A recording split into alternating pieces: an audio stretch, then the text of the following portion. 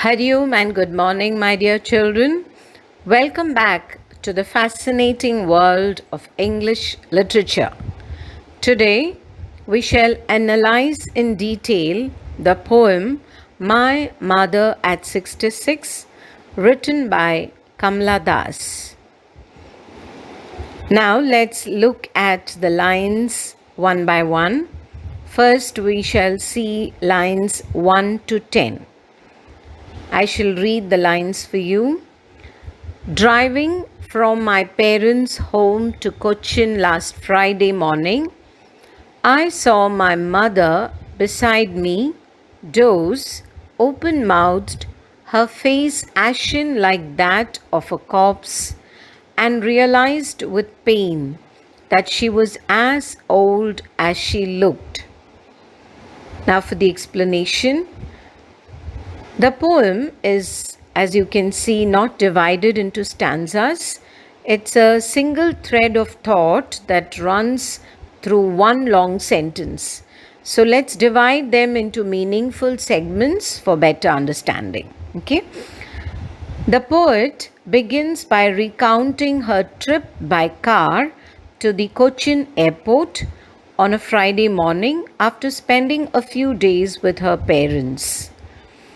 While traveling, Kamla Das looked at her 66-year-old mother who was sitting beside her inside the car. The poet felt very sad to see her mother, who had fallen asleep with her mouth slightly open. The poet was worried when she realized that her mother's face was pale and bloodless, reminding her of the white faces of dead bodies. It was difficult for the poet to accept the reality that old age was fast catching up with her, accompanied by a deteriorating, declining, or decreasing health condition. Her mother was 66, but her poor health condition made her look older than that. Now, moving on to lines 10 to 16. I shall read the lines for you. But soon put that thought away and looked out at young trees sprinting, the merry children spilling out of their homes, but after the airport security check, standing a few yards away. Now for the explanation. Kamla Das was unable to come to terms with that harsh reality that her mother's deteriorating health condition was perhaps taking her closer and closer to the inevitable end, that is, death. Hence, she brushed aside that troubling thought from her mind and looked out of the car window. She was eager to divert her attention by observing the young trees on the roadside.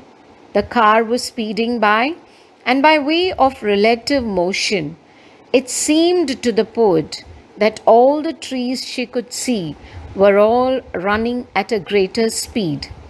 They were like youthful and energetic sprinters, moving at a fast pace. The poet also noticed a group of small children running out of their homes, bursting with exuberance, excitement, enthusiasm, and energy. The poet tried to entertain herself by thinking about the sights of the youthful trees and the little kids as she reached the airport. However, after the security check, she was standing a short distance away from her mother and observed with pain that her mother's health condition was really worse. Now, moving on to lines 16 to 24. I shall read the last few lines for you. I looked again at her, worn pale as a late winter's moon, and felt that old familiar ache, my childhood's fear. But all I said was, "See you soon, Amma." All I did was smile and smile and smile. Now for the explanation. At the airport, just before boarding her flight, Kamala Das looked once more at her mother.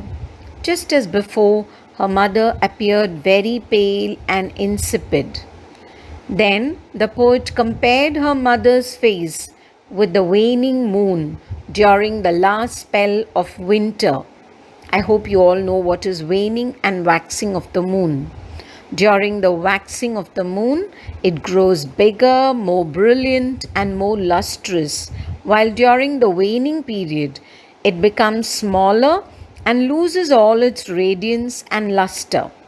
Similarly, here the poet is burdened with the thought that her mother has lost all her beauty, youth, vitality, and above all, her good health. The poet's trauma increased when she remembered her childhood fear. Her childhood fear resurfaced at that time. During her childhood days, she had enjoyed a close bonding with her mother, and at the same time, an inexplicable fear used to plague her, trouble her, a fear that death would snatch her mother from her. That same unnamed fear took shape in her mind at the airport. However, Kamala Das managed to hide those fears so as not to trouble her mother. Instead, she put on a brave front and waved goodbye to her mother. Her parting words were, "See you soon, Amma."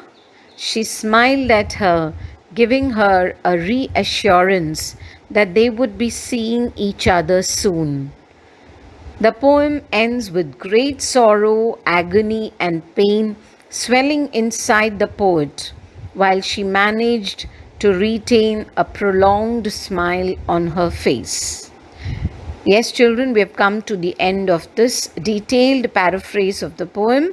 Hope you enjoyed learning the poem. Thank you very much, my dear children. Keep smiling. Bye. Hari Om.